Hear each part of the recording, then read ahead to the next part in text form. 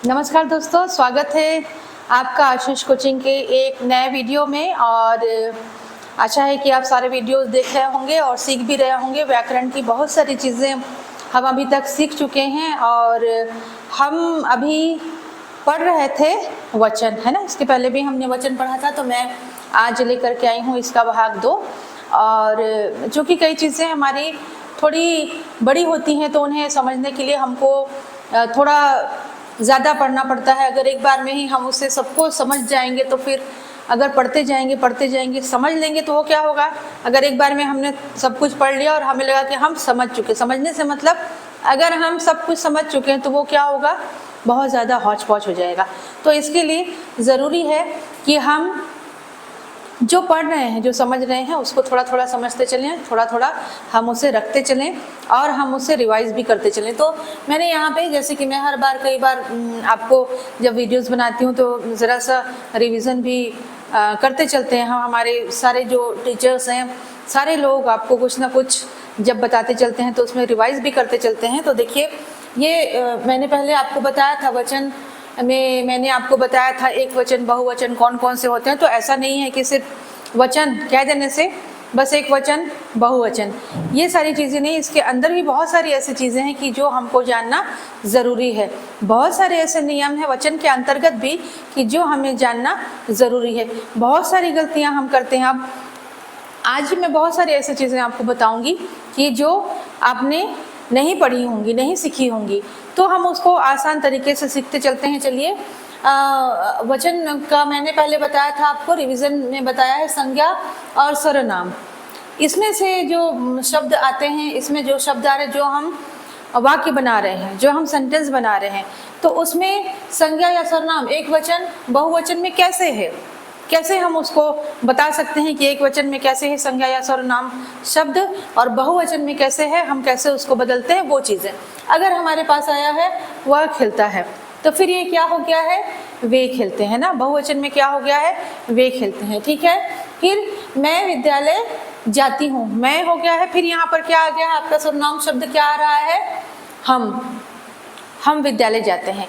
तो ये संज्ञा और सर्वनाम शब्द जब हम लाते हैं तो उस तरीके से हमको बनाना भी आना चाहिए कि हम एक जगह पे ले रहे हैं, अगर संज्ञा शब्द आ रहा है तो फिर हम उसको सर्वनाम शब्द में कैसे बना रहे। जैसे हम नाउन प्रोनाउन पढ़ते हैं अंग्रेजी में, तो उसी तरीके से हम हिंदी में पढ़ते हैं संज्ञा और सर्वनाम। तो ये हमें जानना ज़रूरी है कि संज्ञा कौन कौन सी है, सर्वनाम कौन कौन सी है, संज्ञा किस संज्ञा के जगह पे हम कौन से सर्वनाम का उपयोग करेंगे। और फिर उसके बाद हमें ये भी देखना है कि हमें है का पहले ही मैंने उपयोग बताया था आपको कि कहाँ पर हमको उसका उपयोग करना है, प्रयोग करना है, कहाँ पर हम कर सकते हैं, कैसे कर सकते हैं और किस तरीके से अपने वाक्य को सही बना सकते हैं। हमारा जो वचन का वाक्य है वो कैसे सही हो सकता है।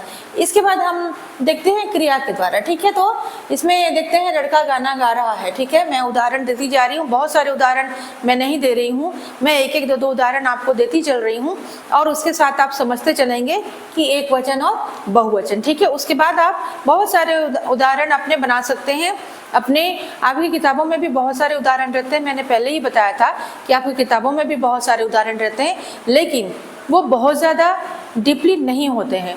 तो हम भी बहुत डीप हम पढ़ रहे हैं, लेकिन पहले ही मैंने कहा कि बहुत गहरे से हम उसको पढ़ेंगे, लेकिन ऐसे पढ़ेंगे, इतनी आसानी से पढ़ेंगे कि आप उसको समझ जाएंगे, ठीक है। तो क्रिया के द्वारा आप ये कैसे समझ सकते हैं। वचन की पहचान मैंने लिखा है यहाँ पे, वचन की पहचान, हम यहाँ पर वचन की पहचान कर रहे हैं, ठीक है।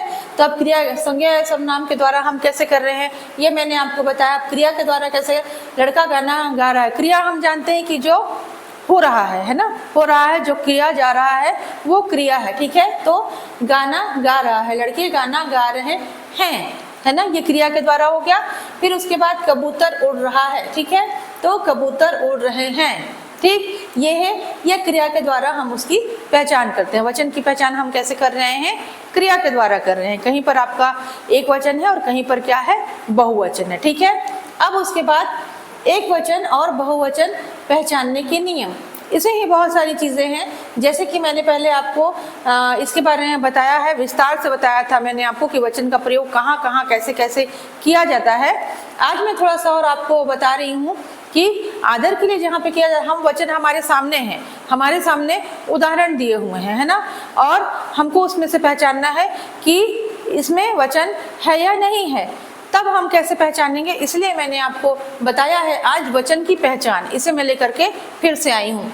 तो ये आपने पहले पढ़ा है, वचन के बारे में पढ़ा है, आज हम पढ़ रहे हैं कि हम पहचान कैसे सकते हैं। तो ठीक है, आदर के लिए हम उपयोग करते हैं, क्या उपयोग करते हैं, श्री राम एक आज्ञाकारी पुत्र थे। श्री राम क्या है, यहाँ पे हम देख रहे हैं सिर्फ एक व्यक्ति, है ना, ध्यान देंगे कि सिर्फ एक व्यक्ति, यहाँ पे श्री कृष्ण भी हो सकते थे या कोई और व्यक्ति जो आदर के पात्र हैं, जिन्हें हम आदर देते हैं, कोई भी ऐतिहासिक पुरुष हों या कोई भी ऐसे हों जिन्हें हम आदर देते हैं। तो यहाँ पे क्या हो जाता है, श्री राम एक आज्ञाकारी पुत्र थे। ठीक है, एक वचन बहुवचन क्या है, यहाँ पर ये एक वचन है, लेकिन हम इसके लिए क्या प्रयोग कर रहे हैं, थे आपका क्या है, बहुवचन में है ना। तो वहाँ पर ऐसा नहीं है कि हम था तो नहीं लिख सकते यहाँ पर, फिर वो हमारे लिए वो गलत हो जाएगा, इसलिए यहाँ पर थे। तो आदर के लिए हम उपयोग करते हैं। ठीक है, उसके बाद बड़प्पन के लिए, ठीक है, बड़प्पन के लिए हम क्या उपयोग करते हैं, यहाँ पर भी हम उपयोग करते हैं। देखिए, चाचा जी कल हमसे मिलने आएंगे। चाचा जी क्या है आपके, एक वचन है, ठीक है, लेकिन एक वचन में हम यहाँ पे प्रयोग क्या कर रहे हैं, आएंगे। ठीक है, चाचा जी कल हमसे मिलने आएंगे, ये हमने उपयोग किया। यहाँ पर हमारे जो भी बड़े होंगे, जिन्हें हम आदर देंगे, जो हमसे बड़े होंगे, उनके लिए हम इसका उपयोग करेंगे, आएंगे, है ना। आएगा तो हम नहीं लिखेंगे, हम उन्हें आदर दे रहे हैं तो वो बड़े हैं हमसे, तो आएंगे हमने लिखा। ठीक है, उसके बाद जो द्रव्यवाचक, भाववाचक, व्यक्तिवाचक, ये जो होते हैं, ये आपके हमेशा एक वचन होते हैं। ठीक है, इस बात को ध्यान में रखेंगे।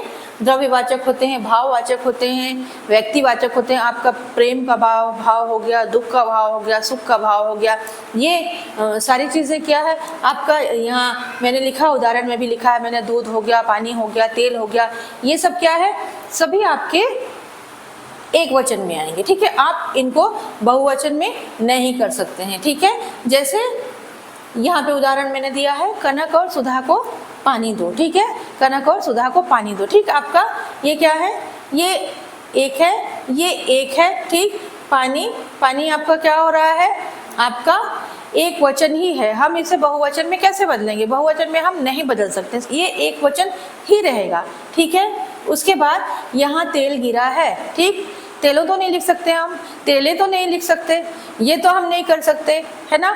इसमें ई की मात्रा, आ की मात्रा, चंद्र बिंदु या कुछ भी और तो हम नहीं डाल सकते, कुछ भी करके उसको बदल तो नहीं सकते, तेलों तो नहीं कर सकते, ठीक है, तेले नहीं कर सकते। तो इस प्रकार हम इसे यहाँ पर नहीं बदल सकते हैं। यहाँ तेल गिरा, ये एक वचन में प्रयुक्त होगा, मतलब एक वचन में ही प्रयुक्त होगा, एक वचन में ही प्रयुक्त किया जाएगा। ठीक है, अब उसके बाद जैसे लोग हैं, जनता, जैसे मैंने पहले भी आपको बताया था, इससे पहले भी, कि जैसे लोग हैं, जनता है, समाचार है, भाग्य है, आयु है, ऐसी बहुत सारी चीज़ें हैं, ऐसे बहुत सारे हैं जिनको हम नहीं बदल सकते हैं। किस में नहीं कर सकते हैं, हम एक वचन में ही रखेंगे, हम इसको बहुवचन में नहीं कर सकते हैं। जैसे मेरे बाल कमज़ोर हो गए, मेरे बालों कमज़ोर हो गए, ऐसा आप लिखेंगे क्या, बिल्कुल नहीं। वहाँ पर आपका जो वाक्य होगा, आपका जो सेंटेंस होगा वो गलत हो जाएगा, है ना। तो मेरे बाल कमज़ोर हो गए हैं या मेरे बाल कमज़ोर हो रहे हैं, वहाँ पर आप बाल ही लिखेंगे, इसमें आप किसी भी प्रकार की मात्रा का उपयोग नहीं करेंगे। ठीक है, अब उसके बाद उसकी आयु 2 वर्ष है। ठीक है, एक और उदाहरण मैंने यहाँ पर लिखा है, उसकी आयु 2 वर्ष है। ठीक है, तो हम आयु बता रहे हैं, आयु में आप कोई भी एक की मात्रा नहीं डाल सकते, आप ओ की मात्रा नहीं डाल सकते, आप उसको बहुवचन में नहीं कर सकते हैं, वो एक वचन में ही रहेगा। ठीक है, एक वचन में ही हम उसको लिखेंगे, तभी हमारा वाक्य जो है सही है। अब उसके बाद देखिए, इसके अलावा भी कुछ है, जैसे आज बादल छाए हैं, बादल में आप बादलों छाए हैं ऐसा नहीं कर सकते। ठीक है, वो आपका गलत होगा, आप छाओ है नहीं कर सकते, ओ की मात्रा नहीं डाल सकते, ए की मात्रा नहीं डाल सकते, या आप बादल में ऐसा कुछ भी नहीं कर सकते हैं कि वो क्या हो जाए, बहुवचन हो जाएगा, ऐसा नहीं कर सकते। हम बादलों छाए हैं ऐसा नहीं कर सकते हैं, ठीक है, बादल ही छाए हैं, बादलों बादलें, कुछ भी हम इसमें नहीं कर सकते हैं। ऐसा कुछ भी हम करेंगे या इसको बदल दें या इसको बदल दें, ऐसे करके हम सोचे कि हम छाए हैं इसको बदल दें, या बादल हैं इसको बदल दें, या हम क्रिया को संज्ञा की जगह में या कुछ भी ऐसा वैसा कर दे, वो सब हमारा वाक्य सही नहीं हुआ। अगर हम कुछ भी बदलते, चाहे हम क्रिया को बदल देते हैं, संज्ञा सर्वनाम कुछ भी हम इधर उधर अगर करते हैं तो फिर वो चीज़ हमारी गलत हो जाती है। तो फिर बादल है तो बादल छाए हैं, ठीक है। अब उसके बाद तुम्हें इतना क्रोध क्यों आ गया, ठीक है। क्रोध भी क्या है, हमारा एक भाव है, ठीक है, क्रोध हमारा एक भाव है। तो क्रोध में भी आप क्या कोई भी मात्रा नहीं डाल सकते, ओ की मात्रा एक की मात्रा डाल करके आप इसे बहुवचन नहीं बना सकते। ये एक वचन है तो एक वचन ही रहेगा, ठीक है। अब ये हो गया आपको क्रोध क्यों आ गया, ठीक। अब उसके बाद संबंध बताने या दिखाने के लिए भी, संबंध बताने या दिखाने के लिए भी हम प्रयोग करते हैं, ठीक है। तो क्या है, नाना जी आए हैं, ठीक है। हमारी ये जो नाना जी लिखे इसे भी हम नहीं कर सकते हैं, क्या नहीं कर सकते हैं, हम एक ही मात्रा ओ की मात्रा ये नहीं डाल सकते, ये हमारा गलत होगा। मेरे 4 मामा हैं हम बता रहे हैं, ठीक है। तो मामा है, यहाँ पर भी हम कुछ नहीं बदल सकते हैं, उसे भी हम कोई मात्रा नहीं डाल सकते, हम उसे बहुवचन नहीं बना सकते हैं किसी भी तरीके से। तो कहीं कहीं पर जो हमारे नियम है, वचन के नियम है, वो इसी तरीके के होते हैं कि एक वचन है तो वो एक वचन ही होगा, वो बहुवचन में परिवर्तित नहीं होगा, बिल्कुल नहीं किया जा सकता, ठीक है, वो गलत होगा। अब जैसे अकारांत पुल्लिंग शब्दों को एक वचन से बहुवचन बनाने के लिए हम क्या करते हैं, आकारांत पुल्लिंग शब्द, ठीक है, आकारांत पुल्लिंग शब्द, पुल्लिंग और स्त्रीलिंग, ये सारी चीजें भी हम पढ़ेंगे। हम जानते हैं कि पुल्लिंग जो पुरुष जाति का बोध कराते हैं, स्त्रीलिंग जो स्त्री जाति का बोध कराते हैं, ठीक है। तो अभी हम ये जानते हैं कि आकारांत पुल्लिंग शब्दों को एक वचन से बहुवचन बनाने के लिए क्या करते हैं, हम आ है, आ के स्थान पर हम ए का उपयोग करते हैं, ठीक है। ए का उपयोग करते हैं कैसे, कुछ यहाँ पर मैंने आपको उदाहरण दिए हुए हैं, जैसे कि ये कमरा है, ये कमरे हो जाएगा कमरा आ, ठीक, ये कमरे हो गया ए, आपका केला आ हो गया, यहाँ पे हो गया केले ए, ठीक है। बेटा ये हो गया, क्या हो गया, बेटे, ठीक है, इस तरीके से, ठीक है। तो ये भी हमें ध्यान में रखना है कि जहाँ आ है वहां पर ए हो रहा है। अब इस प्रकार से देखिए, अकारांत स्त्रीलिंग, ठीक है, अकारांत स्त्रीलिंग हम जानते हैं कि अकारांत वो पुल्लिंग हो या अकारांत स्त्रीलिंग हो, उनके जो शब्द होंगे वो अलग अलग होते हैं और उनमें परिवर्तन भी हमें उसी तरीके से करना चाहिए जो नियमों के अनुसार होता है। जैसे इसमें देखिए अ के स्थान पर क्या आएगा, आपका ए आएगा, कैसा ए आएगा, ऐसा नहीं कि हम 2 मात्रा डाल देंगे, वो नहीं। कैसे, सड़क है तो आपका सड़कें हो गया है, ठीक है। अब गाय है तो गायें हो गया है, ठीक, पुस्तक है तो पुस्तकें हो गया है, ठीक है, इस तरीके से हम डालते हैं, ओके।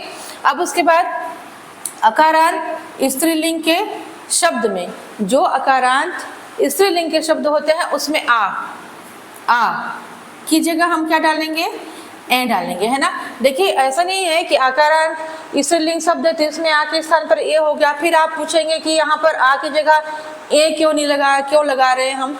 तो बहुत सारे जो शब्द हैं, बहुत सारी चीज़ें हैं, बहुत सारे शब्द जो हैं वो अलग अलग तरीके से हम पढ़ते हैं। अब शब्दों में भी क्या होता है, शब्द भी अलग अलग है। स्त्रीलिंग में क्या आपका मात्राओं वाले भी आएंगे, एक ही मात्रा वाले भी आएंगे, आ की मात्रा वाले भी आएंगे, तो हमको उसी तरीके से अ आएगा, अ फिर आ भी आएगा, तो हमको उसी तरीके से उसको बदलना होता है। ऐसा नहीं कि अ है तो आ नहीं आ सकता, ऐसे नहीं, अ वाला भी आएगा और आ वाला भी आएगा, है ना। तो वो शब्द होते हैं अलग अलग, पुल्लिंग शब्द हैं, स्त्रीलिंग शब्द है, वो हम पढ़ते रहते हैं, देखिए, ठीक है। तो अब देखिए आ की जगह पे क्या प्रयोग करते हैं, ए, तो कहाँ करते हैं, देखिए लता है, लता, लताएं। एक और विषय मैंने आपको बताया था, जैसे माला, मालाएं, है ना, और आशा, आशाएं, ये सारी चीजें क्या है आपकी स्त्रीलिंग में आती हैं। इसी तरीके से जो स्त्रीलिंग के शब्द हैं उसमें आ की जगह ए, ये हम करते हैं, प्रयोग करते हैं, ठीक है। उसके बाद कई जगह एक वचन और बहुवचन दोनों समान होते हैं, ठीक, एक वचन बहुवचन दोनों समान होते हैं, ठीक। कैसे, राजा है तो राजा को हम राजा ही लिखेंगे, ठीक है, और कुछ नहीं लिखेंगे, ओ नहीं लिखेंगे, ए की मात्रा नहीं डालेंगे, ए नहीं डालेंगे, कुछ भी नहीं डालेंगे, राजा है तो हम राजा ही लिखेंगे, ठीक है। उसके बाद पिता है तो हम पिता ही लिखेंगे, ठीक। उसके बाद प्रेम है तो प्रेम ही रहेगा, ठीक। उसके बाद चाचा है तो चाचा ही रहेंगे। जैसे यहाँ पर भी मैंने आपको बताया है, यहाँ पर भी उदाहरण दिया है, उदाहरण में एक वाक्य ही मैंने दिया है। तो ये चीज़ें जो है एक वचन बहुवचन में ऐसे बहुत सारे शब्द हैं जो समान होते हैं, क्योंकि बहुत सारे शब्दों को लिखना संभव नहीं है, क्योंकि हम लिखते जाएंगे तो बहुत सारी चीज़ें छूटती जाएंगी। तो आप रिवाइज करते रहें, कुछ अपने लिए शब्द भी ढूंढते रहें, उसे बनाते भी रहें।